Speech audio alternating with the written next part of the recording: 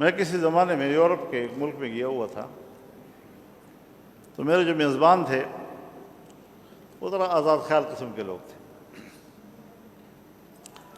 تو ایسی مزاحیہ مجھے کہنے لگے کہ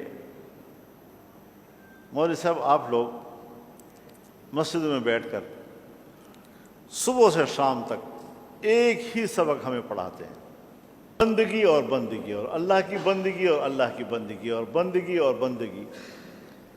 تو یہ غلامانہ ذہنیت تو آپ ہمیں دیتے ہیں، اور پھر روڈوں پر نکل کر آپ لوگ آزادی کی بات بھی کرتے ہیں۔ تو ہمارے معاشرے میں جو عبدیت کا تصور ہے اور بندگی کا تصور ہے اور غلامی کا تصور ہے، یہ تو علماء کرام ہمیں دیتے ہیں۔ اب عجیب سے ایک سوال تو ان کے دماغ میں آ گیا، تو کیا کر سکتے تھے؟ تو میں نے کہا کہ یہ بات نہیں ہے، آپ سمجھے نہیں ہیں اس چیز کو۔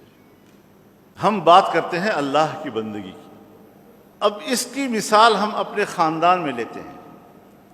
خاندان میں ہمارا ایک باپ ہوتا ہے، خاندانی زندگی میں ہمارا ایک باپ ہوتا ہے، ایک باپ۔ جس طرح خاندان میں ہمارا باپ ایک ہے کہ جو ہمارے ظاہری تخلیق کا سبب بنا ہے، اسی طرح کائنات کا خالق بھی ایک ہے۔ اب گھر میں جو آپ کا باپ ہے، جس کے سبب سے آپ دنیا میں آئے ہیں، جو اولاد اپنے والد کی فرما بردار ہو، اس کا ہر حکم مانتا ہو، اپنے والد کی زمین پہ محنت کرتا ہو، اپنے والد کے کارخانے کو چلاتا ہو، اس کے دفتر کو چلاتا ہو، اس کی دکان پہ بیٹھتا ہو، ہمارے معاشرے میں والد کی جگہ کام کرنا، چاہے زمین میں ہو، چاہے کارخانے میں ہو، چاہے دفتر میں ہو، جہاں بھی ہو، اس کو ہم مزدور اور ملازم نہیں کہا کرتے۔ اس اولاد کو ہم اپنی جائیداد کا مالک کہا کرتے ہیں۔ ہاں، بہت سے معاشی مجبوریاں ایسی آ جاتی ہیں کہ ہمیں ایک طاقتور کے سائے میں جانا پڑتا ہے، اور اس کے جا کر پھر ہم ان کی نوکری بھی کرتے ہیں، ہمیں ملازم بھی کہا جاتا ہے، ہمیں سرونٹ بھی کہا جاتا ہے، اور جو بھی نام معاشرے میں مشہور ہیں وہ سارے ہمارے اوپر منطبق ہو جاتے ہیں۔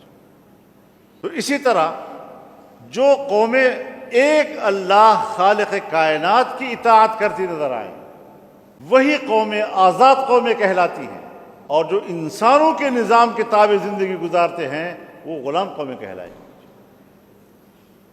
لہذا اسلام اللہ کا دین ہے، اور اللہ کے دین کی پیروی کرنا یہ تو بالکل ایسا ہی ہے جیسے معاشرے میں ہم اپنے باپ کی فرمانبرداری کرتے ہیں، اور وہ ہمارے لیے حسن ہوتا ہے، اس پہ اولاد کی تعریف کی جاتی ہے۔